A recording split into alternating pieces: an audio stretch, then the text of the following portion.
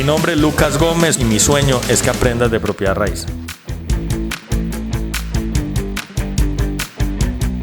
Bueno, el día de hoy contamos con la compañía de Jorge Pérez, arquitecto, amigo, hemos trabajado por muchos años, o nos conocimos hace muchos años trabajando, hicimos la clínica Comeva Palmira. Jorge, pues ahorita te presentás, pero de las cosas que admiramos y que sabemos de ti es que pues, fuiste decano de la Facultad de Arquitectura de la Bolivariana, que estuviste en el área de planeación del municipio de Medellín, que has estado como en varias mesas hablando del futuro de las ciudades, entonces sé que has compartido también con otros arquitectos y referentes del urbanismo importante a nivel global. Sé que tenés una cercanía, por ejemplo, con Carlos Moreno, el colombo francés responsable de la ciudad de 15 minutos y demás, pero pues Jorge, no, lo primero, muchas gracias por el espacio y creo que preséntate y cuéntanos un poquito de tu vida. Gracias, Lucas, gracias por la invitación, es un gusto. Y bueno, yo soy un apasionado de los temas de las ciudades. Desde que estaba estudiando arquitectura tuve buenas influencias porque yo realmente soy un privilegiado de las personas con las que aprendí cosas y me fui involucrando en los temas urbanos y terminé de subdirector del área metropolitana, director de la Oficina de Planeación de Medellín. Y en las facultades siempre pues tuvimos una inclinación en esos temas urbanos. Ahora pues yo he tenido mucho que ver con algunos proyectos interesantes, importantes, y eso ha dado visibilidad en el mundo. Entonces hago parte de Ciudades y Gobiernos Locales Unidos, que es una organización global de ciudades, la más grande del mundo, tiene 100 años, es aliado de Naciones Unidas y yo soy asesor de la dirección. Y he estado en varias universidades aquí, en universidades en el exterior, y bueno, he hecho muchas cosas. Jorge, vos sos arquitecto, ¿alguna especialización? No, imagínate que eso es parte de lo interesante, que yo he estudiado muchísimo, pero yo no he estudiado formalmente una maestría ni una especialización, incluso eso me trae problemas, pero también en el mundo eso ya no es tan importante. ¿Y estudiaste en Colombia? Y estudié en la Bolivariana y, por ejemplo, yo fui fellow de Berkeley, de la Instituto Urbano Regional de Berkeley, fui invitado por King's College y eso no me pidieron maestría ni doctorado, sino que consultan lo que has hecho y eso es lo que tienen en cuenta. En algún momento, pues yo te conocí como en el sector privado, con el desarrollo de una clínica, la clínica Comeva Palmira, pero yo creo que tu carrera importante no ha sido en el desarrollo de edificaciones, ha sido más como en la planeación de ciudades y más como, sí, como en todo ese tema de planeación, es así, ¿verdad? Yo soy un poquito bipolar en ese sentido porque en los años 90 yo ganaba concursos, pues obras como el intercambio vial de la Aguacatala o los pies descalzos, esas cosas tienen que ver con uno. Mucha licitación pública. Muchas obras públicas, sí, licitaciones públicas, pero hacía pues arquitectura pura y dura, pero después efectivamente he tenido pues dos experiencias en el sector público, o tres, dos como cargo formal en planeación y una como asesor del gobernador. Entonces es más visible eso. ¿Con qué gobernador te tocó? Con Aníbal. Ahora. Los 3 primeros años de gobierno de Aníbal yo asesoré la Agenda 2040, los macroprocesos, esas cosas. ¿Quién es que es el líder de la Agenda 2040? Claudia García. Pero no, hay un tipo, será un arquitecto que es un tipo que vive fuera del país. Ah, pero a nivel de ONU Habitat. Lo que pasa es que hay una Agenda 2030 que es en el mundo, que la lidera ONU y que está Elkin Velázquez, que es de Medellín, que es un economista, es un tipo muy importante y es amigo de nosotros, pues de la generación de nosotros. Vive en Brasil, en Río, y Elkin viene pues frecuentemente por aquí. Y la Agenda 2040... Perdón, ¿qué es la Agenda 2030? La Agenda 2030 son los objetivos de desarrollo sostenible que trazó después de un diálogo global, después del Foro Urbano Mundial de Medellín, del Hábitat 3 de Quito y muchas asambleas y foros de las Naciones Unidas, se acordó a nivel mundial cuáles son los elementos del desarrollo sostenible para la humanidad, digamos, con metas por la equidad, por la superación de la pobreza, por resolver el calentamiento global y todo eso. Pero entonces en ese sentido Antioquia desarrolló un proyecto que hace parte de una tradición que ya tenemos, el Planea, el Plan Estratégico de Medellín, el Valle de Aburrá y otras cosas, y es que el gobernador impulsó lo que llamaron la Agenda Antioquia 2040, que es un proyecto de la región con la ciudadanía ampliamente discutido pues por las personas y que pues tiene un banco de proyectos enorme y que queda como un patrimonio de la sociedad para forjar el futuro. ¿Qué es lo principal en esa Agenda 2040? Pues hay muchas preocupaciones con la superación de la pobreza, con la equidad, con la inclusión, con llegar a los territorios apartados. La comunidad en Antioquia tiene una ilusión enorme por la educación. En Antioquia hay una preocupación muy grande por digamos, la defensa y la valoración y el cuidado del patrimonio ambiental que tenemos. Nosotros somos un territorio hiper rico en términos de biodiversidad y eso, como dicen, es silvestre, entonces no lo valoramos. Pero a nivel mundial hay muy pocos territorios de la condición ambiental, paisajística y geográfica de Antioquia. Entonces, eso hay que tener conciencia y estudios y datos para cuidarlo. Ok. En esa Agenda 2040 es donde se habla de la Medellín, de la megaciudad de 3 pisos. ¿O no es que ahí? aquí tenemos una tradición que es positiva y es que se han hecho muchos estudios. Eso Fue un estudio en sí mismo y en eso trabajó mucha gente, pero lo que hizo la Agenda 2040 fue mirar los últimos 30, 40 años y sintetizar todos los planes, proyectos, apuestas que se habían hecho en la región. Entonces la Agenda 2040 es como la integración de todos esos estudios. Ok. Y esa agenda tiene muy en cuenta a Urabá, ¿verdad? Es uno de los que ejes. nosotros en este momento somos conscientes de que somos un territorio geoestratégico. Es decir, geoestratégico quiere decir que nuestra geografía tiene un alto contenido estratégico, es decir, nuestra localización nos da oportunidades enormes. Y si los antioqueños y las antioqueñas vemos con cuidado lo que tenemos y tomamos las decisiones adecuadas, podemos integrar este territorio a todo el mundo. Antioquia está al lado del canal interoceánico más importante de Occidente, está prácticamente al lado de 2 mares, porque con el Chocó, que somos unos territorios muy hermanados, podría tener un tren o algo. Vamos a tener seguramente una conexión con la cuenca del Pacífico. Somos el territorio más cercano continental de Colombia con las islas de San Andrés y Providencia. Eso la gente cree que es Barranquilla o Cartagena, pero es Necoclí. Y tenemos 3 puertos en construcción. Podríamos tener nuevos aeropuertos. Puerto Antioquia, Puerto PCC y el tercero no sé cómo se llama, que es el que está arriba, pero también está toda la segunda pista y el desarrollo de la región aeroportuaria de Oriente, los trenes como todo un sistema que se está pensando. A mí el tema de Urabá particularmente, había una cosa, lo supe por Camacol, en algún momento fuimos a una visita a la región, a hablar con los empresarios del sector inmobiliario, y creo que fue Eduardo Loaiza que dijo, o de pronto fue la alcaldesa de Arboletes, que dijo que éramos, que teníamos la línea costera la segunda más grande. Somos el departamento con la segunda línea costera más grande. Claro, es que sobre el Mar Caribe. A nosotros nos han identificado como montañeros y es normal. Pero somos costeños. Caribe. Sí, total. Y tenemos no solo la costa, sino todo lo que eso significa. De acuerdo. Eso me impactó muchísimo porque sí, somos montañeros. Jamás pensamos que el mar es nuestro. Y como nunca tuvimos conexión realmente, sí. Entonces solo los antioqueños que han estado en contacto con Urabá ven el potencial de eso. Pero ahí está. Y tenemos una tradición de el atrato como conectividad.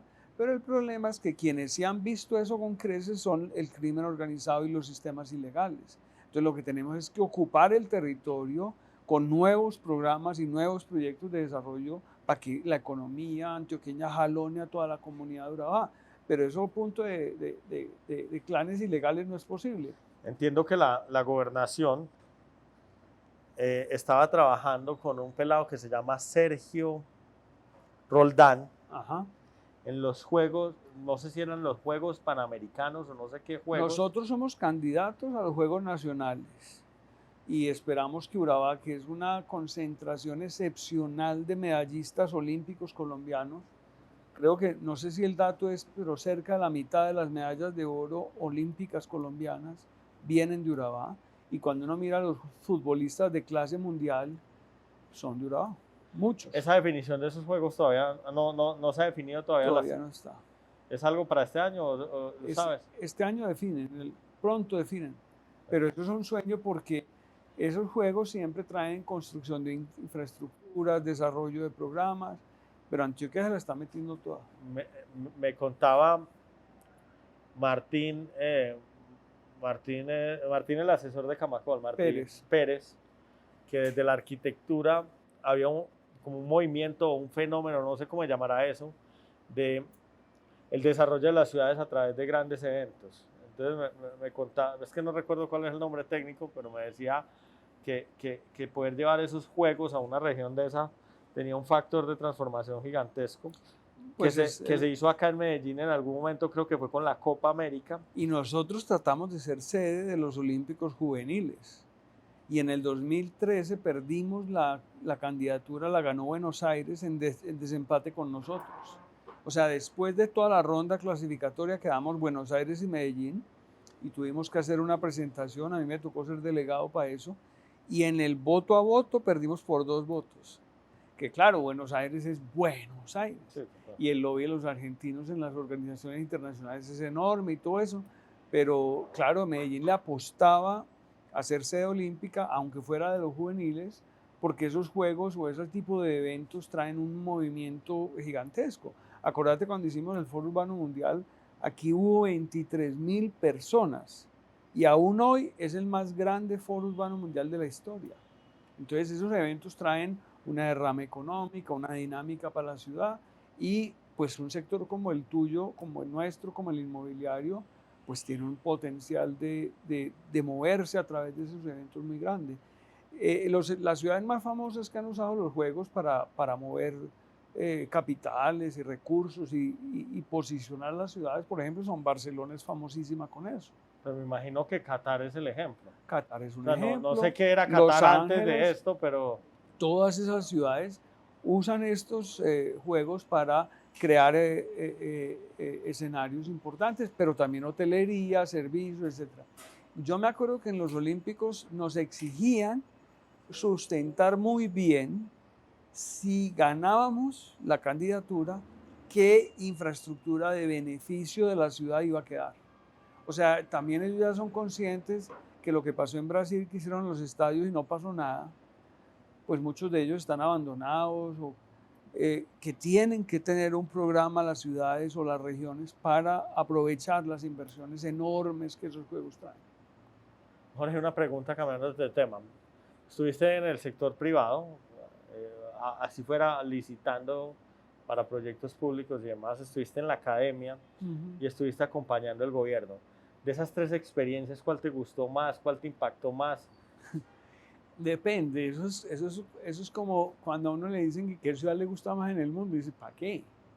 Pues, o sea, yo creo que el sector público tiene una magia enorme, y es que se puede hacer lo que no se puede hacer nunca en un sector privado. Es decir, la incidencia en las políticas públicas es una belleza. El derrame que tiene y el impacto que tiene es impresionante. Y que vos puedes ayudar realmente en muchas dimensiones.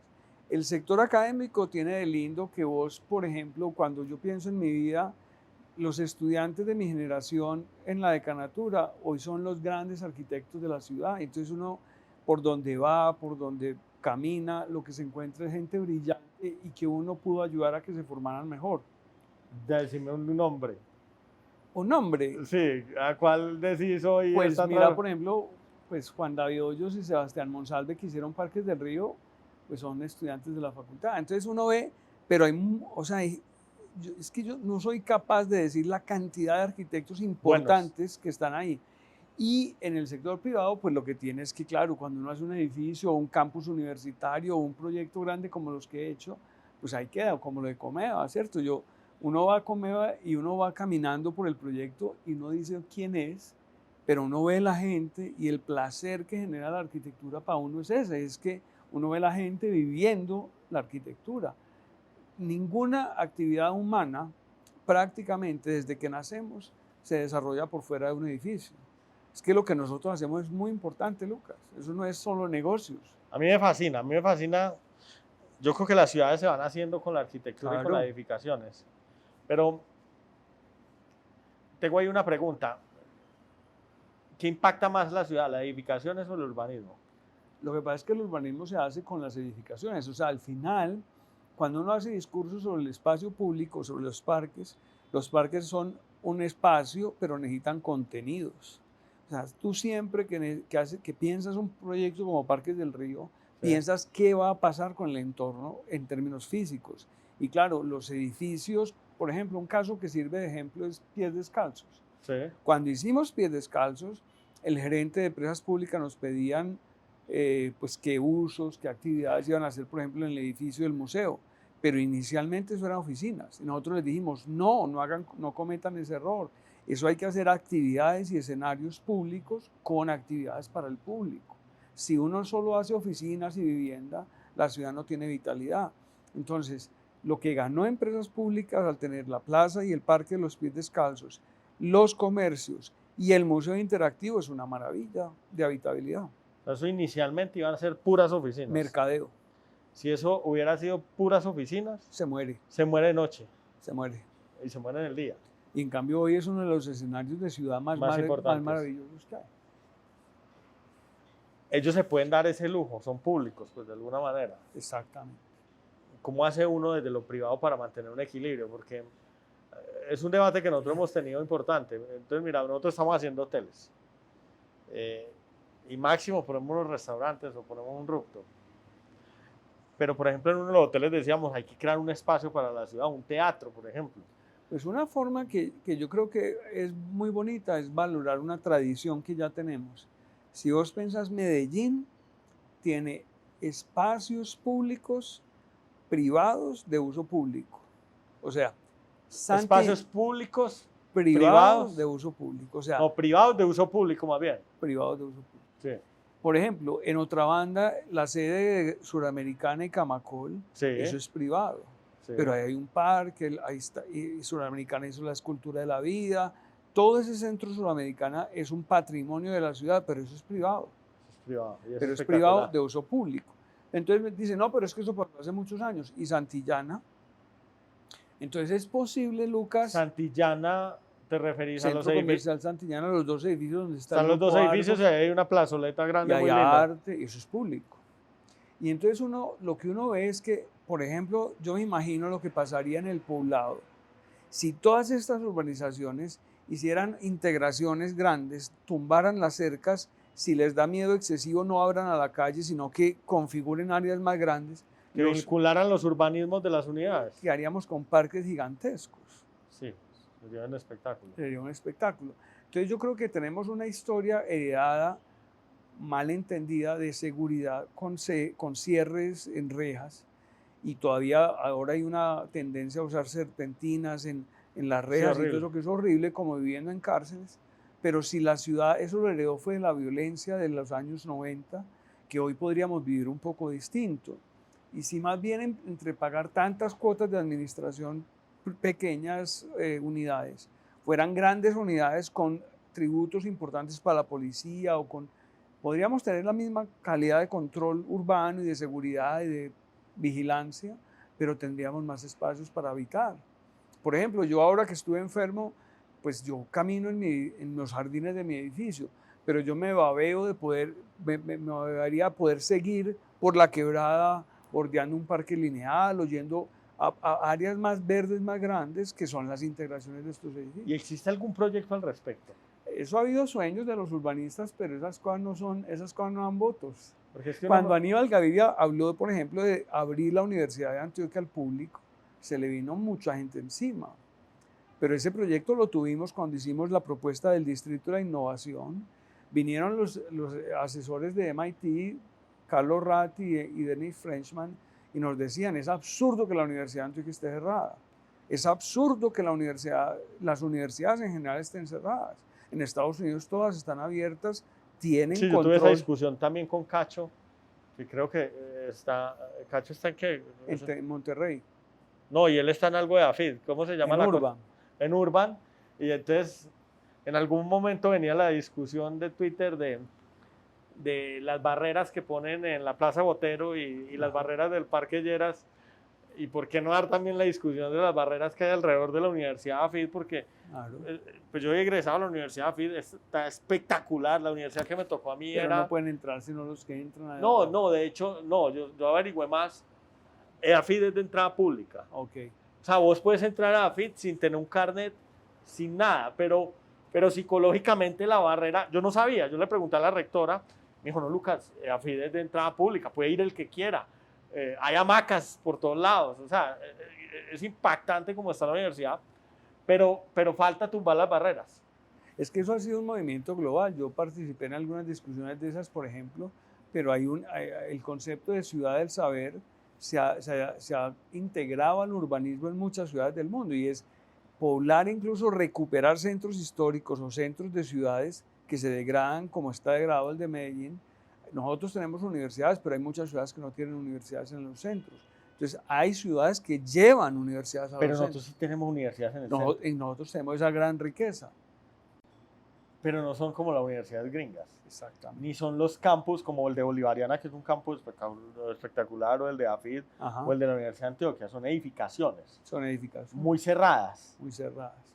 Ahora decías algo que me llama la atención y es el edificio inteligente y toda esa zona, a través de Plaza Mayor y todo eso, crean el Parque de los Pies Descalzos y demás, y hay unas grandes plazoletas y abrieron unos espacios de ciudad, similar a lo que me dijiste de Sura o a lo que me dijiste de Santillana. O la Nueva Vida de Aburrá, De acuerdo. una plaza maravillosa. Pensando en eso, uno quería hacer con el centro. ¿Cómo recupera uno el centro? Yo pensaba que lo que le daba vida a una zona era la vivienda, no las plazas. De acuerdo. Pensaba que era la vivienda. Pues está en lo correcto. En lo que no estás de acuerdo, en lo que no estás cierto es que no el espacio público, es lo uno y lo otro. O sea, nosotros... Sí, no quiero que me malinterpretes, adoro el espacio público. O sea, con el POT, nosotros con el POT formulamos el plan integral del centro de Medellín. Sí. Lo que pasa es que luego lo abandonaron parcialmente. Nosotros hicimos el concurso de Galería Bolívar para los bajos del viaducto del metro, que se construyó una parte. Nosotros hicimos los proyectos para la Avenida de la Playa, pero hay que entender que el centro de Medellín, y lo digo arrogantemente, taxativamente, no se puede resolver en 4 años con unas inversioncitas menores en maquillaje y con pequeñas acciones. Se necesitan muchos billones de pesos de inversión público-privada, se necesita repoblar el centro, o sea, llevar vivienda en cantidades, se necesita cuidar y recuperar y rehabilitar espacio público, patrimonio, se necesita organizar y ordenar el transporte. Mientras el transporte esté en el centro de la manera que está, la congestión, la contaminación, el ruido y la ilegalidad, no hay manera posible de recuperar el centro. Entonces hay que combinar todo eso, Lucas, y eso requiere 10, 12 billones, 20 billones de pesos de inversión. A mí me invitaron a una reunión, ahora que estaban los candidatos en campaña, de la campaña de Fico, pues mandaron a unas personas convocadas por una organización que se creó en el centro que se llama Centro W. Centro W es la asociación como de, digamos, 10 o 20 hoteles del centro que están sufriendo el deterioro del centro. En todo el mundo, la hotelería poderosa se encuentra en los centros de ciudad. Aquí no. Acá es todo lo contrario. Me dieron un dato que me pareció espantoso, me parece absurdo, pero es la realidad de ellos. Me dice, hay 50 hoteles. De esos 50 hoteles, hay 2 inscritos en Cotelco. O sea, no están con el gremio. Esos 50 hoteles sumados facturan 2.000 millones de pesos. Ese dato, para que lo entiendan lo bajito que es al mes, este solo hotel, que es un hotel mediano, chiquito, 100 habitaciones, factura 1.200. Imagínate. O sea, uno factura el 50% de lo que factura todo el centro. Entonces ellos están con la preocupación de cómo recuperar el centro. Y hemos perdido muchos hoteles de la tradición urbana de Medellín. Y uno ve esa plaza donde está el Nutibara y toda esa zona, y eso parece Europa. Me mostraron un video Sí. Que mandó a hacer el Hotel Nutibara con música y de noche y casi que la pregunta es, ¿qué ciudad de Europa es esta? Claro. Y uno dice, wow, eso es Medellín, eso lo tenemos ahí. Pero en esa conversación que era con el futuro alcalde, pues no estaba él, pero su equipo, le preguntaban a actores sociales del centro qué hay que hacer por este centro, y me preguntaban a mí como empresario del sector, y yo creo que ninguno de nosotros tiene el conocimiento para definir qué hay que hacer con el centro. Entonces, un hotelero decía, no, hay que poner un policía a cada cuadra. Eso no lo paga ni el berraco, eso es insostenible. Y yo no creo que la seguridad se haga a punta de fuerza. Yo creo que se hace a punta de iluminación, de urbanismo, de cariño por la ciudad y otras cosas. Y de mucha plata de inversión. De acuerdo. Hablaban o tenían una discusión sobre cómo era el tratamiento del habitante de calle y de la prostitución.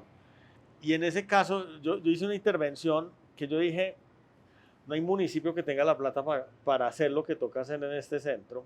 La única manera es que usted haga esto viable para el empresariado. Y entonces, con el desconocimiento que tengo de eso, pero la opinión mía fue, ustedes casi que lo que tienen que buscar es cambiar la norma del centro para que sea atractivo para nosotros los desarrolladores ir a meter billones de pesos allá. Pero la norma se cambió. Y la norma pero ¿por qué entonces no estamos allá metidos? Yo creo que es por lo siguiente, Lucas, porque si se aborda, lo dije ahorita, parcialmente el problema, nadie se quiere meter allá. O sea, vos tenés el gobierno, el sector público, tiene que hacer lo que los empresarios privados no pueden hacer. Entonces yo creo que se necesitan inversiones cuantiosas, importantes, estructurales de lo público en el centro. Por ejemplo, una es gobierno, buen gobierno urbano, o sea, buen control, buena seguridad, y eso se puede lograr sí con policía, pero no un policía cada cuadra, pero tiene que haber una estrategia integrada de recuperación de seguridad. Y la recuperación de la seguridad no es solo pie de fuerza. Si vos no sacás gran parte de los sistemas de buses del centro, no hay recuperación posible. Entonces, ¿cómo llevas ese gentío al centro? Pues es que el problema es que el centro está entendido como una terminal de autobuses, pero ¿por qué un bus de Girardota tiene que ir hasta la avenida La Playa? Sí, es absurdo. El centro debería ser eminentemente peatonal en muchos sectores. Debería haber, hay estudios, muchos estudios que se han dilapidado, donde hay mecanismos para que el transporte de los municipios... Buenas, ¿cómo están? ¿Qué más? Buenas tardes. Para que el transporte de los municipios llegue hasta el centro, pero descarguen al público fuera del centro. Entonces, el tráfico, la presión, el ruido, la contaminación, la accidentalidad que genera el transporte público, hay que cambiarla. El centro es un sitio inhóspito en muchos espacios. Si la gente pudiera ir a un centro, caminar sin peligro con los automóviles, sin accidentalidad, con cebras ordenadas, con cuidado de los andenes, la gente iría más. Entonces hay que hacer una frente común también con el sector privado para que el buen comercio y la buena vivienda de Medellín que abandonaron el centro vuelvan al centro. Y hay un problema que yo creo que es estructural, Lucas, y es los apartamentos, la mayoría viejos del centro, son demasiado grandes y están fuera del mercado.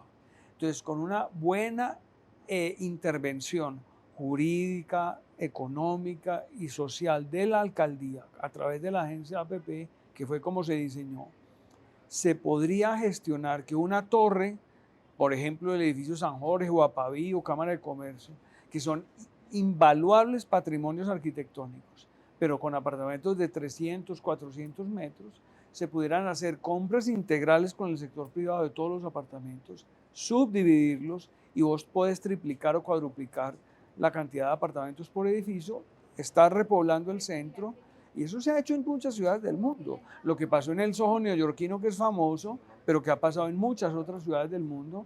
El centro histórico de Bilbao era un centro degradado como el que tenemos hoy o peor, pero el centro de Bilbao hoy es uno de los mejores centros históricos del mundo. ¿Qué cambiaron? ¿Qué es primero, el Estado o el empresariado? El Estado. Es el Estado. Gobierno, primero se hace la ciudad. Tiene que haber gobierno urbano. El empresariado, Lucas, tiene una belleza y una perversión. Y es, a veces si hay un Estado débil, abusan, pero la belleza es siempre el sector privado. Si las cifras cierran, le juega a cualquier régimen político.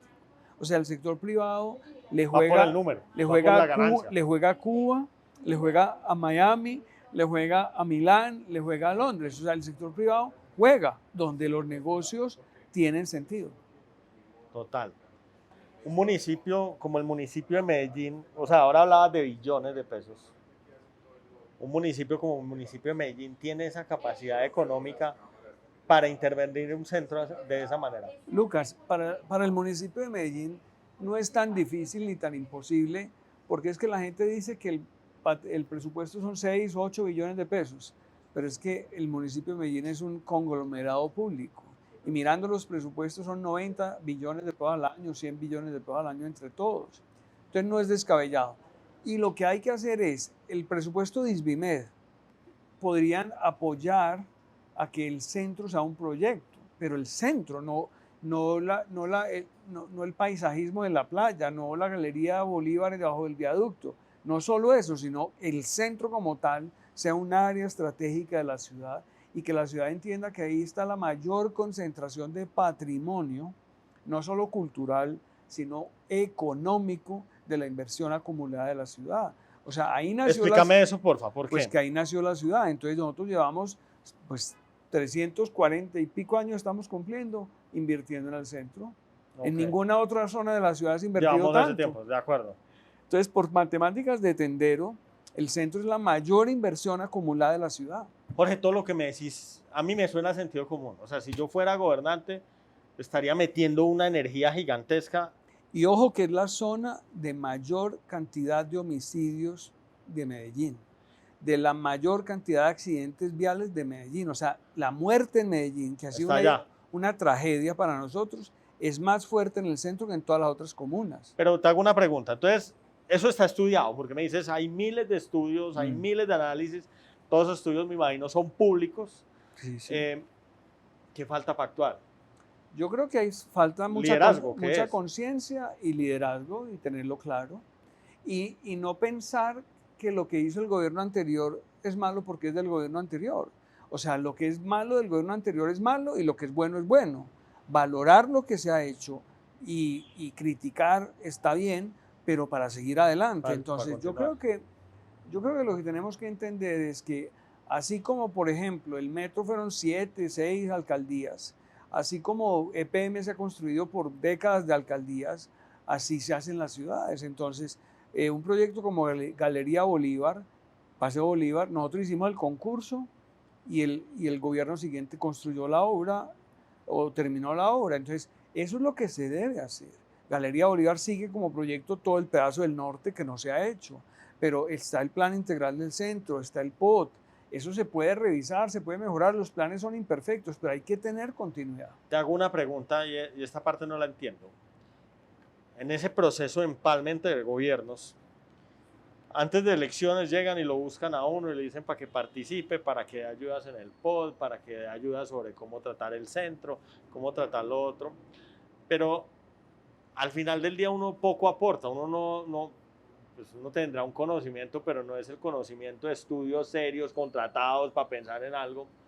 Estos gobernantes llegan y se montan y los ponen al día, les dicen esto es lo que está estudiado, esto es lo que hay. O sea, si hay un empalme que permita como seguir pedaleando en el mismo sentido. Pues en lo que me tocó a mí, ahí hubo, en el caso de Medellín, la entrega del POT, la entrega de Parques del Río, la entrega de todos esos proyectos fue detallada, fue en Plaza Mayor, eran como varias comisiones, se creó un drive con información, con clave, los equipos del alcalde con las cédulas tenían acceso, podían indagar toda la información, conocieron todos los proyectos, pero lo que pasa es que la política es un juego, en muchos casos muy bueno y en otros casos pues es politiquería. Y los políticos juegan con la opinión pública y entonces a veces hacerse al opositor o al que yo sí sé lo que hay que hacer da muchos créditos, pero en ese camino se pierden muchas cosas. Uno de los aprendizajes que yo tuve lindos en la vida fue un día que Felipe Vélez, que acaba de ser candidato, Sí. me llamó y me dijo, Jorge, él fue el director de planeación designado de la alcaldía y él nos recibió a nosotros planeación. Él me pidió cita hace como 2 años y me dijo, yo necesito una reunión con vos. Yo le dije, ¿para qué, Felipe? Él me dijo, no, porque quiero pedirte excusas, porque nosotros no entendimos el trabajo tan importante que había acumulado. Y eso mismo debe pasar en todos los gobiernos. O sea, cuando uno llega a recibir algún gobierno, pues puede recibir algo muy malo, y entonces lo malo hay que criticarlo y hay que eliminarlo. Pero, por ejemplo, a mí me tocó ser de la comisión de empalme que recibió a Luis Pérez, el autódromo del Tulio Ospina, y casualmente yo había sido, cuando subdirector de la área metropolitana, hicimos el concurso internacional para convertir el Tulio Ospina en un parque. Se lo ganó un equipo de Barcelona y estaba en planos de diseño y había las resoluciones ambientales definiendo eso como un parque público más grande del Valle de Aburrá. Y llega este señor desconociendo todo lo legal y lo establecido anteriormente, hace un autódromo. Esas son las cosas que no pueden pasar. La continuidad debe ser positiva. Como por ejemplo, Parques del Río. Pues mejórenlo, cualifíquenlo. Pero ¿quién puede decir hoy con autoridad que Parques del Río no se debió haber hecho?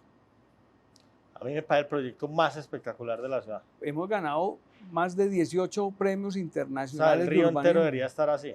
Pues es que, ya te digo, nosotros somos respetados en el mundo entero por Parques del Río.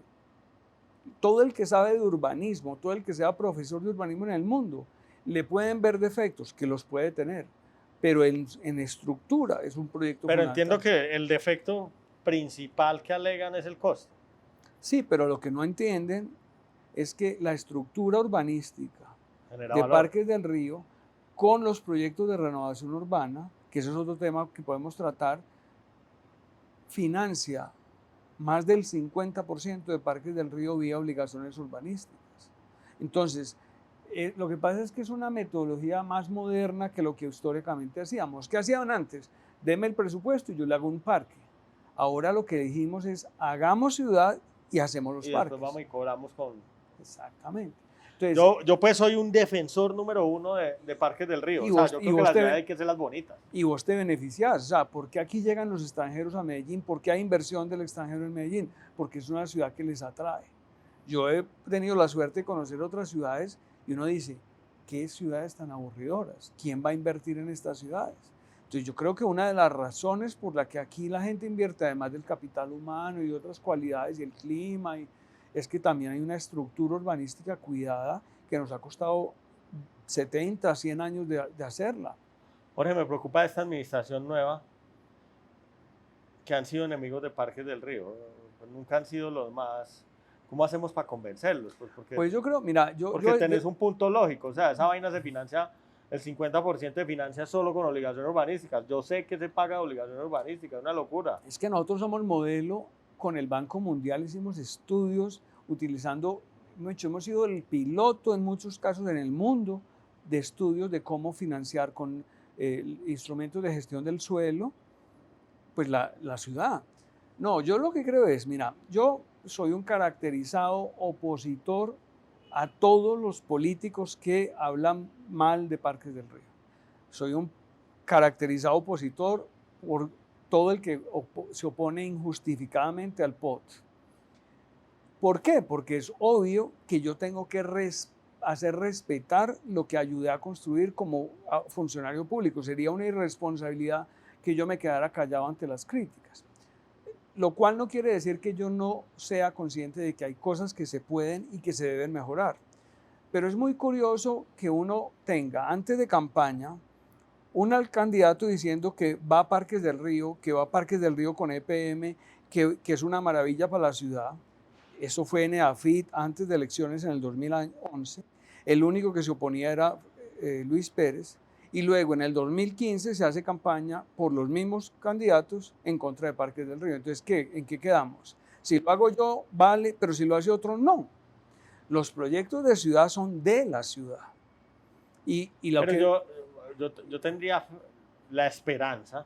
No, yo creo que Fico se deja hablar. O sea, Fico le rindió tributo a Parques del Río de muchas maneras. Ok. Ahí está una escultura gigantesca de este artista suizo, que a mí se me olvida el nombre, que la puso Federico Gutiérrez. Yo quisiera como retomar con ellos y decirles, La campaña esto es presidencial la importante cerró seguirlo. ahí, ¿no? La campaña presidencial la cerró ahí. Y yo creo que hay temas que hay que entender bien. Por ejemplo, si Medellín es capaz de hacer intercambios viales de 500.000 millones de pesos, ¿por qué Medellín no es capaz de crear un fondo con ISBIMED para hacer vivienda y le resuelve los pequeños elementos que no cierran financieramente para la renovación urbana en Medellín y desencadenamos una estrategia fuerte de generación de empleo, dinámica económica, de transformación urbana con la renovación urbana y Parques del Río? Pero tiene que haber capital público que apalanque la inversión privada. La ciudad no se puede quedar de brazos cruzados esperando que el sector privado resuelva todo el problema del POT. Yo tengo una pregunta ahí. A mí, cuando uno, pues por lo que he visto del POT en general, el POT que tiene Medellín hoy me parece como un POT vanguardista. Tiene cosas que son muy positivas o de mi gusto. Por ejemplo, anteriormente teníamos mínimo de parqueaderos, hoy tenemos máximo de parqueaderos. Eso de entrada pone una restricción al número de parqueaderos, lo que significa que el desarrollo debería ser alrededor del transporte público, de los grandes ejes viales y demás. Y de caminar. Y de caminar. Que no es solamente un problema contra el automóvil, sino fomentar la calidad de vida, tema el de bienestar salud. humano, la salud pública, la calidad del aire. Tiene eso.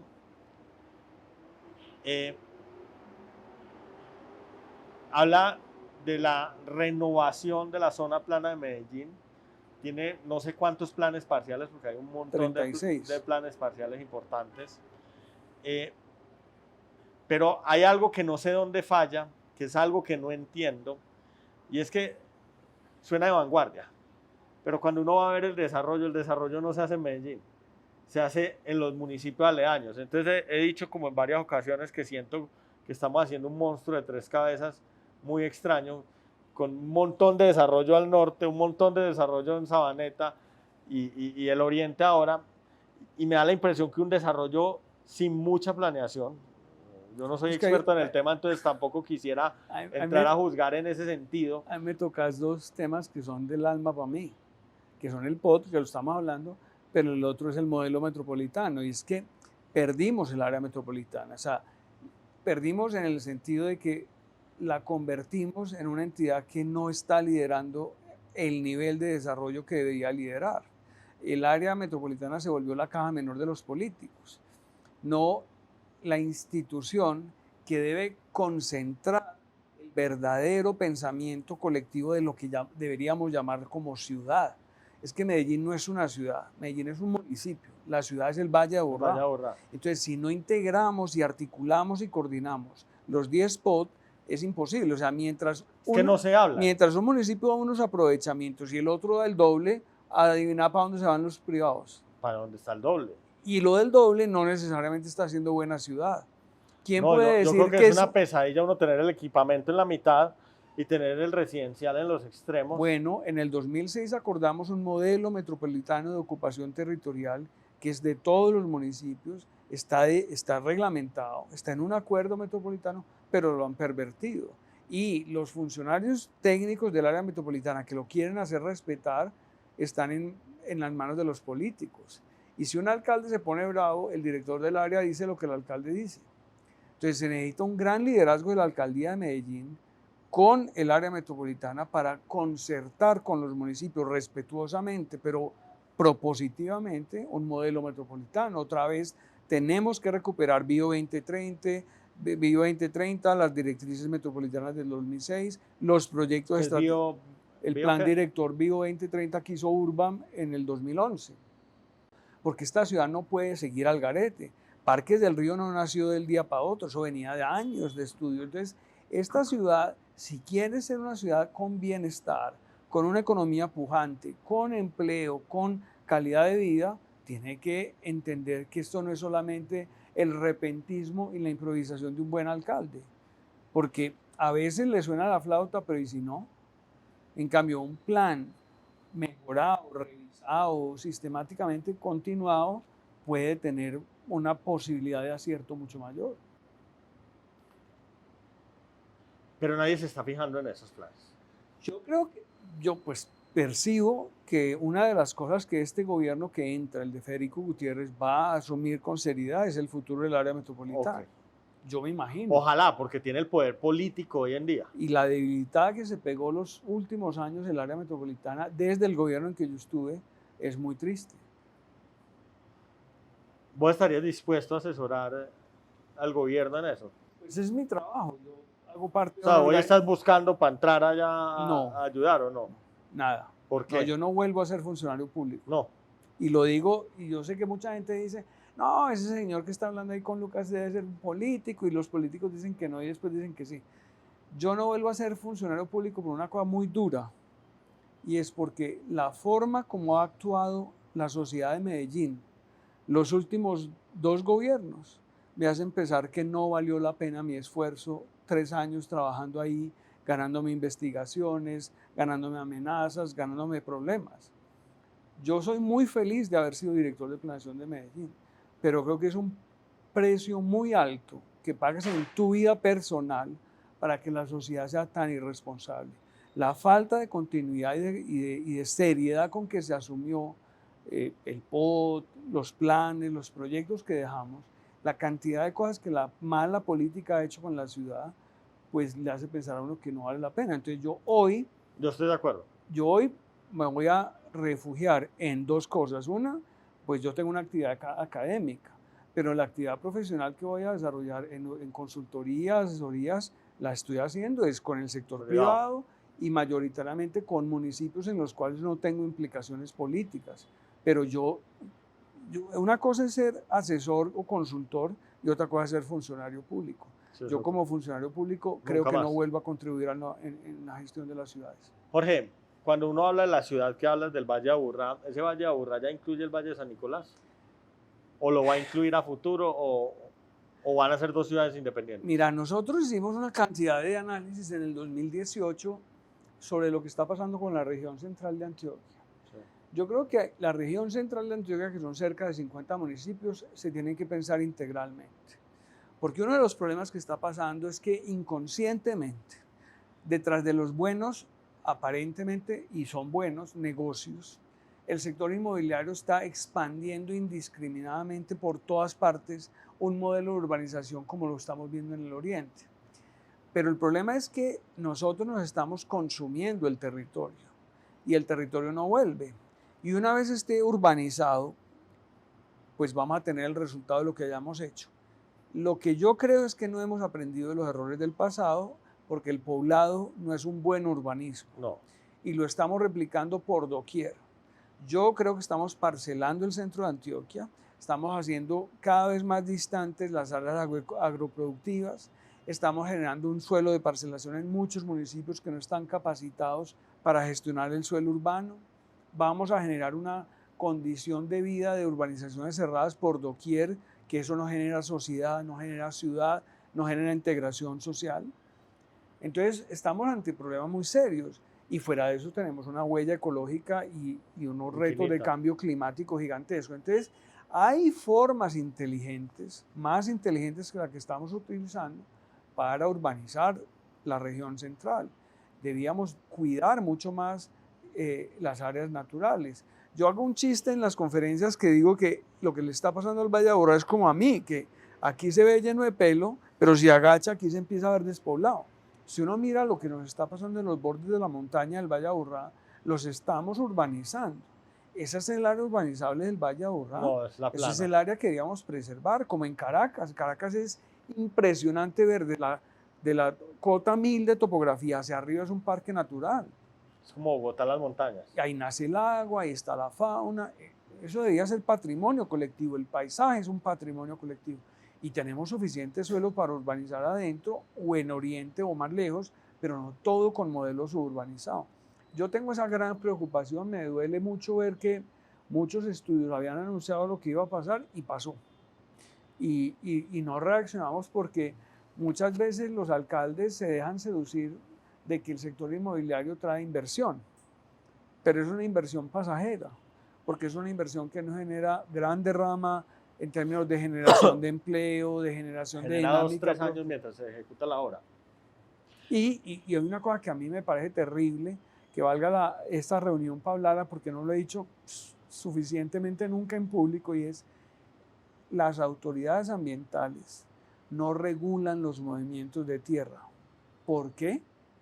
Porque nosotros tratamos de volver un suelo montañoso, un suelo plano, porque lo primero que pide alguien que compra un lote es la explanación, y les parece que la calidad de un lote pendiente es mala. Nosotros no podemos seguir pensando que podemos aplanar Antioquia.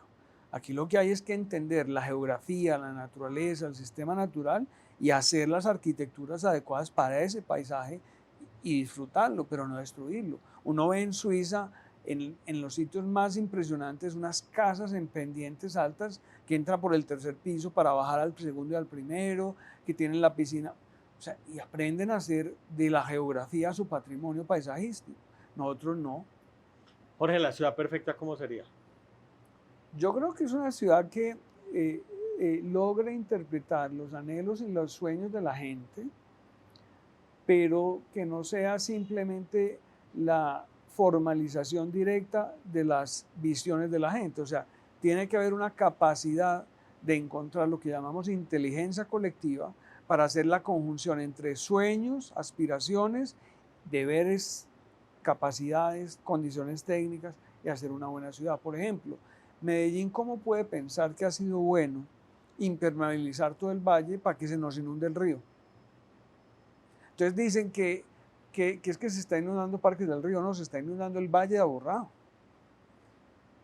Y eso se está inundando porque las montañas las hemos ido impermeabilizando. Entonces, podemos aún hoy recuperar mucho de eso. Copenhague lo hizo, Copenhague se inundó y transformó su sistema de espacio público en un sistema poroso que puede drenar cuando hay inundaciones y la ciudad no se inunda. Entonces yo creo que lo que tenemos que hacer es reconciliarnos con la naturaleza, reconciliarnos con el paisaje y el agua y hacer una ciudad como la que tenemos, mejor. Ejemplos de ciudades buenas. Yo creo que hay muchas. Puedo empezar. Una es Londres, otra es París, otra es Singapur, otra es Copenhague, otra es Estocolmo, otra es Rotterdam, otra es, ya dije París, pero hay muchas ciudades de pequeña escala como Bilbao, como Pontevedra, como la misma Buenos Aires, pero Buenos Aires ciudad. Sí. Cuando usted mira el Gran Buenos Aires, hay retos y problemas que no han abordado suficientemente, que les están trayendo grandes problemas. Por ejemplo, la cuenca del Riachuelo está totalmente poluida, contaminada, poblada por comunidades informales con grandes precariedades. Esas cosas las ciudades las tienen que resolver. Yo conocí Bilbao, Lucas, cuando iban a hacer el Guggenheim. Era una ciudad gris, lúgubre, con la ría del Nervión podrida, con el centro histórico. Yo me acuerdo que los primeros edificios del centro histórico que rehabilitaron tenían seguros especiales las constructoras por los pinchazos de las jeringas, porque era un centro histórico poblado de drogadicción. Entonces, hoy va uno a Bilbao y es una ciudad impresionante. O sea que las ciudades se pueden regenerar. Ciudades capitales, pero también ciudades intermedias y ciudades pequeñas. Hay conocimiento en el urbanismo para ayudar a hacer unas ciudades mejores. ¿Cuál es la mejor ciudad en Colombia? Yo creo que todavía sigue siendo Medellín. Sigue siendo Medellín. Yo creo que Barranquilla ha evolucionado mucho. Lo viene haciendo bien, me parece. Barranquilla ha evolucionado mucho, sí. Pero hay unos retos infinitos también. Unos retos infinitos porque es un acumulado de demasiados años de problemas. Está Bucaramanga, que ha evolucionado también enormemente. Cali está haciendo pues unos esfuerzos después de la crisis que ha tenido. Pero, por ejemplo, incluso este gobierno de saliente está haciendo un megaproyecto en Cali que se llama la Avenida Quinta, sí, que se lo ganaron unos arquitectos de Cali y de Medellín, el grupo Entropía. Es un proyecto de la escala como si fuera la Avenida Oriental de Medellín completa. Entonces yo creo que hay ciudades que están invirtiendo pensamiento y recursos en transformar espacios que generan condiciones adecuadas para la vida urbana. Pues. Jorge, ¿qué piensas de ese concepto de la ciudad de 15 minutos? Es una maravilla porque más allá de temas ideológicos y de otros asuntos, es como volver a los orígenes, pero entendido desde la ciudad que hemos construido, que es la ciudad del automóvil. Nosotros en el POT de Medellín hicimos unos pinitos que el propio Carlos Moreno valora mucho, que fue esa apuesta por la inversión de la pirámide de la movilidad, es decir que en una buena ciudad uno debe tener una ciudad policéntrica. Nosotros en el POT promovíamos los centros de barrio, esos centros de barrio dotados de servicios que hagan fácil y mejor la vida de las personas, que tú vivas en un barrio donde a distancia peatonal puedes ir a comprar el aguacate o el pan o la cerveza, es una mejor ciudad. Que vivas en una ciudad donde en un centro de barrio puedas encontrar un cine, un pequeño pues, sistema de servicios diversos, eso hace una ciudad mejor.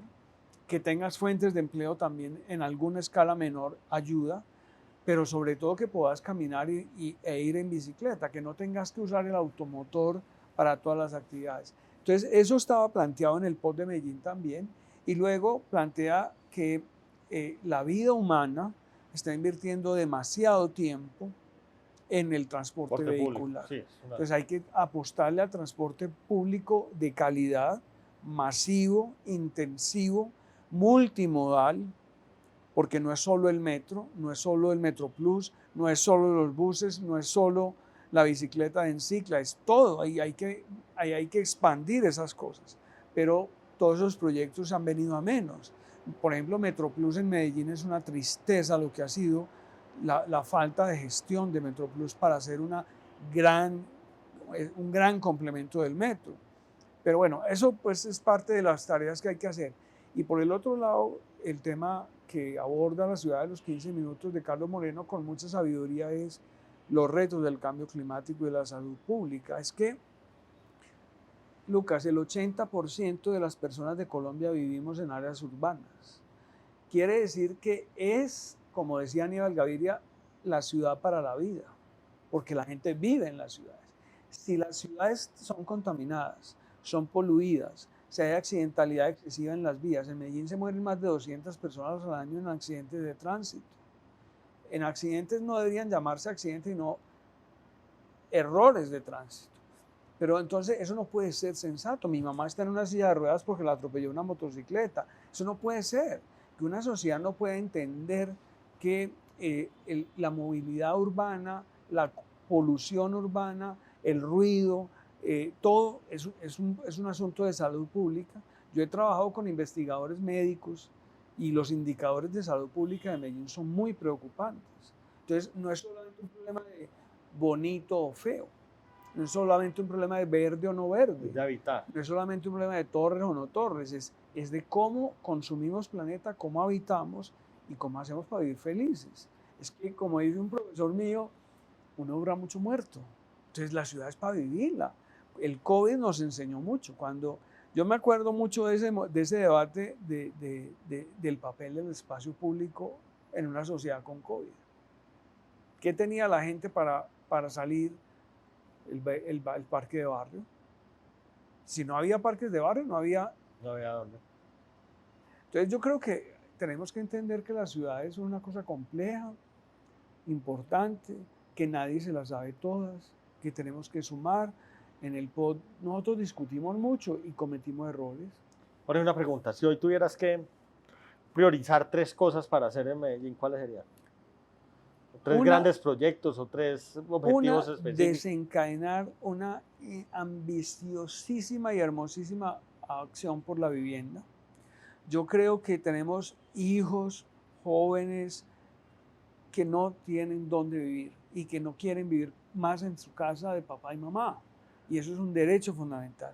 Tenemos innumerables cantidades de personas de los barrios pues informales que están esperando que haya mejoramiento de barrios. Entonces yo creo que la política de vivienda es una gran ambición. La segunda esta es una ciudad con menos de 450 metros cuadrados de espacio público por habitante. Perdón, otra vez esa. Menos de 450, 4,5 metros cuadrados de espacio público por habitante. ¿Hoy tenemos cuánto? Menos de 450. Hoy tenemos menos de 4. Y deberíamos tener siquiera 7, 8. Ok. Entonces yo creo que en eso hay varias apuestas. ¿El aeropuerto? Apuestas. ¿O cuál? Una puede ser el aeropuerto, pero está el Jardín Circunvalar Metropolitano, eso estaba empezado. Y al ser circunvalar, que es la montaña arriba, el borde. La gente sube. la gente está allá. Ok. Es que es para la gente que está allá. Para la gente que está abajo está Parques del Río, pero uno no va a venir de la Comuna 1 arriba, no va a coger el Metrocable para ir a Parques del Río. De acuerdo. Entonces tenés Parques del Río abajo, tenés Jardín Circunvalar arriba, el plan maestro de las uvas se suspendió y está probado que resultó bien. Es un espectáculo. Ayer supe que Lula está construyendo 40 uvas en las ciudades brasileras y lo adoptó como política de Estado. ¿Con quién se suspendió lo de las uvas? Con Federico Gutiérrez. Está el tema de que hay que continuar Parques del Río, pero no el Parques del Río de tal o cual alcalde, no, el de todos. Sí, de acuerdo. Eso es un patrimonio de la ciudad. Es que los planteamientos iniciales de Parques del Río son desde el año 42. Luego el Plan Director Bio 2030 y las directrices metropolitanas en el 2006 y el 2011 volvieron a hablar de Parques del Río. Lo que nosotros hicimos fue hacerlo. Pero una pregunta, entonces, las uvas, por ejemplo, que me parece una de las formas de crear espacio público bonitas que habían, se pierde donde Fico y luego llega Quintero y no hay nadie presionando y diciendo hay cambio de gobierno, venga, pues hago una pregunta, no sé, vos que estuviste en Bolivariana y que estuviste como decano y que hay una entidad como Urban en EAFIT, la academia no está todo el día ya tocando la puerta y diciendo... Lo que le pasó a Medellín es muy bonito y muy feo. Y es muy bonito porque hubo una etapa en que las universidades ayudamos a construir la sociedad. Pero hubo un momento en que las universidades se volvieron contratistas. Esto no es políticamente correcto. Pero hubo un momento en que las universidades se volvieron contratistas. Entonces no son suficientemente críticas. Porque uno no pelea con la comida. Y los profesores tienen un sobresueldo cuando hay consultorías. O sea, si vos sos profesor, te pagan tu clase, es distinto a si te pagan tu clase, pero vos estás participando en un plan para la ciudad, porque ahí te pagan como asesor del plan. Entonces, nos pasó una cosa que es triste y es, por contar con las universidades como consultoras, se terminó generando el efecto perverso de que las silenciamos. Entonces, lo lindo era que las universidades participaran en la ciudad, en unos casos para alabar y en otros casos para cuestionar.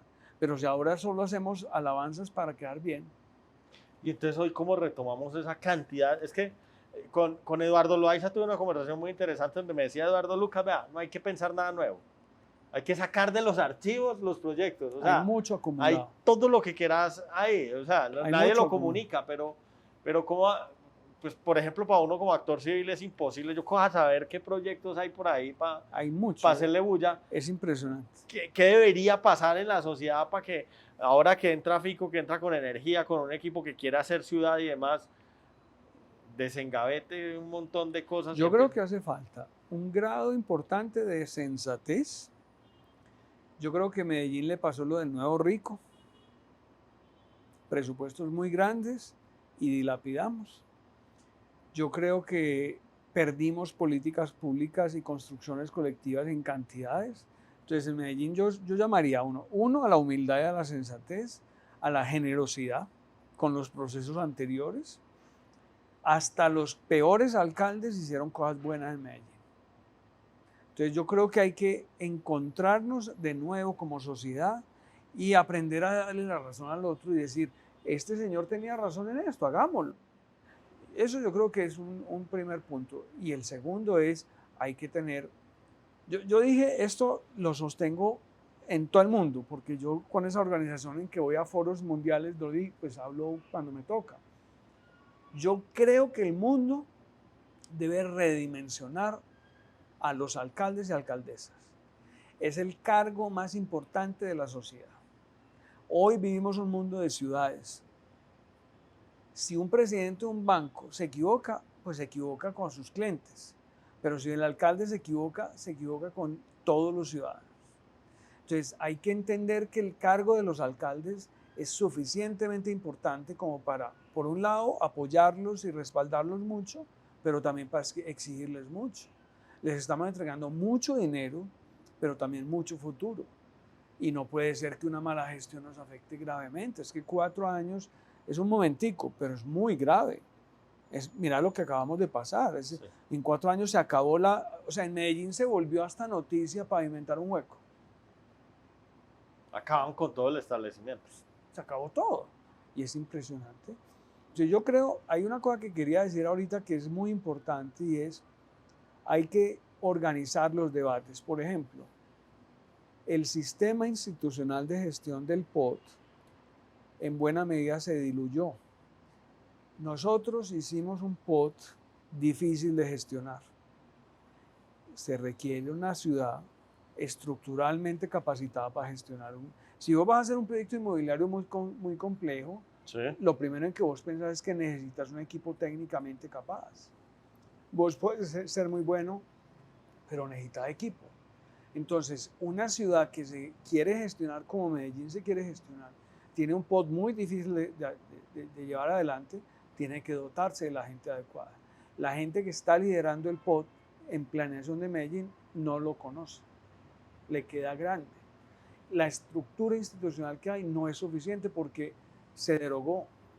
Entonces hay que pensar con ambición y poder transformar cosas muy difíciles. Jorge, y vos y yo que somos gente de la calle, normales, que no estamos allá metidos, ¿qué podemos hacer? Pues esto que estamos haciendo es importante. O sea, cuando las sociedades empiezan a hablar de los problemas en serio, se pueden encontrar respuestas en serio.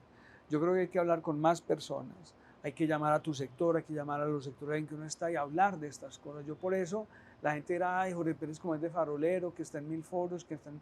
Es que hay que hablar, hay que discutir esta vaina. Yo crecí en una ciudad que se discutía.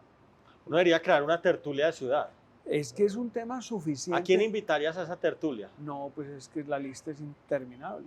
Pero ¿quién es? Los gremios económicos tienen un papel, o sea, gente como Eduardo, como Martín Alonso, como la gente de la SAI, como la gente de la Cámara de Comercio, como la gente de todas las organizaciones, es importante. Si uno tuviera que priorizar y dice, es una tertulia de 15, de 20, ¿por dónde arrancarías? ¿A quiénes llamarías? Yo creo que el primero que tiene que ser consciente de estos problemas es el alcalde de la ciudad. Entonces hay que llamar a alguien a la alcaldía. Hay que llamar a la alcaldía, hay que llamar a EPM. Hay que hacerles entender a todo el sistema del conglomerado público que su responsabilidad es la ciudad. Hay que llamar a los gremios económicos, Camacol, la SAE, Sociedad de Arquitectos, Lonja, hay que llamar a las cámaras de comercio, hay que llamar a las autoridades ambientales, hay que llamar a los sistemas de transportadores. Ellos afectan críticamente la vida. ¿Qué tiene que ver que tú estés a las 6 de la tarde en un tráfico endemoniado en la avenida X y vaya un bus que va por un municipio del extremo con 5 pasajeros? Eso no puede ser. Entonces hay que entender que tenemos un proyecto común que exige derechos, pero también que da derechos, pero exige responsabilidades a todos. Pero la ciudad, una buena ciudad no la puede ser el alcalde. La tiene que ser el alcalde, pero con toda la ciudadanía. En Medellín se volvió muy indolente habitar la ciudad. Es una ciudad, por ejemplo, ¿por qué la gente de Medellín tiene una pregunta boba? ¿Por qué la gente tiene esa ambición de tener camperas Toyotas? Y no es que sea malo tener una campera Toyota, pero si tus hábitos urbanos no necesitan una camioneta de esa clase, ¿por qué no tenés un automóvil?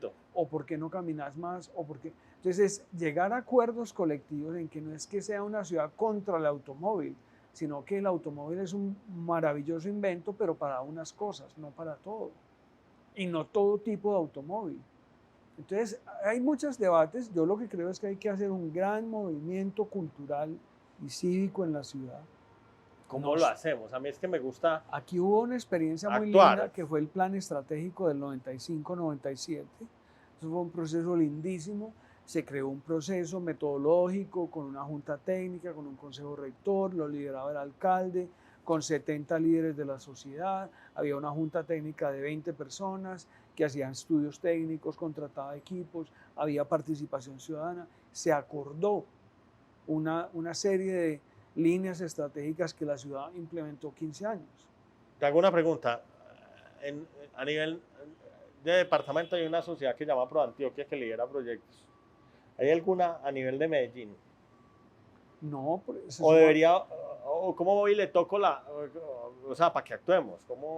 Va uno y No, le yo toca. creo que hay que hablar con ProAntioquia, hay que hablar con las cámaras de comercio, con las cajas de compensación familiar, con las universidades, hay que hablar con los gremios privados, hay que hablar con las organizaciones de la sociedad civil, o sea, eso está. Es un proceso parecido al que pasó con Antioquia 2040. Se puede hacer nuevamente en Medellín, eso ya se ha hecho. Porque es que yo soy de la filosofía de que, Hay que actuar. no, y de que si la ciudad es buena, en general a todo el mundo le va a ir mejor. Claro. Pero si la ciudad es un desastre, estamos en una cárcel, pues una pesadilla. Pues. No, y cuando la gente empieza a aborrecer la ciudad, la maltrata. A uno mismo le pasa, si vos tuviste un socio exitoso, 10 años, eran muy buenos amigos y de golpe hubo un desencuentro, pueden quebrar la compañía. De acuerdo. Entonces, cuando en una ciudad hay esa alianza virtuosa de los líderes de la sociedad y de la ciudad prospera, que fue lo que le pasó a Medellín, ¿Cuál sería el paso 1? ¿A quién llamamos? a los gremios. ¿Pero Antioquia es el primero? ¿O quién? ProAntioquia, Cámara de Comercio y las universidades y los gremios económicos. Hay que llamarlos todos juntos, 15, 20 organizaciones. Y uno lo cita, lo sienta. Y aquí tenemos una ¿Y qué cualidad. les decimos? Y aquí tenemos venga, pensemos juntos. Pues que ya se han sentado algunos. Yo creo que ya ha habido intentos. Medellín tiene esa historia de diálogo social que es hermosísima. Esta ciudad tiene escritores, tiene relatores que pueden contar esas historias. Eso está en libros. Los que estudian planeación en Medellín son muchas personas. Hay mucho conocimiento. Vos tenés el posgrado de planeación urbano regional más antiguo de Colombia está en Medellín. Los centros de investigación en urbanismo y en desarrollo urbano están en Medellín en buena medida. Es que a nosotros nos invitan de otras ciudades porque Para aprender de nosotros. No te digo que a uno lo invitan a foros, a organizaciones internacionales como parte de los asesores, es porque es de Medellín, no porque estudió mucho, sino porque es de Medellín. Esta ciudad transmite, esta ciudad tiene un patrimonio, por ejemplo, el mejoramiento de barrios Lucas, que es una cosa que no vemos desde el sector inmobiliario, pero también es importante, y es, esta ciudad, más de la mitad se construyó informalmente. El programa de mejoramiento es completar la urbanización, es mejorarle las condiciones de vida a la gente. Eso es una gestión de la seguridad, de la paz también, porque si una familia puede que su ingreso monetario siga igual, pero tiene un buen barrio, un buen vividero como llamamos, con buen espacio público, con agua potable, con energía, con servicios de transporte, con escuelas, con pequeños parques, lo que veníamos haciendo, ese es un habitante que quiere su ciudad, así no sea rico. Es que el asunto no es ser rico o pobre en términos económicos y monetarios, es tener la riqueza de la ciudad y no la pobreza de la ciudad. Jorge, se me acaba el tiempo. Una conversación muy agradable. Te agradezco mucho por el espacio. Yo creo que hay que seguir abriendo estos espacios y creo que tenemos que actuar. O sea, yo estoy listo para al final la vida es muy cortica, weón. No, y esta es la ciudad de los hijos. A mí particularmente me encanta Medellín y quiero hacer cosas por Medellín. Entonces, estos días te llamo para que... Voy a llamar a ProAntioquia primero a ver qué María empezamos a Viviana mover. seguro dice que sí. Perfecto. Doctor, mil gracias.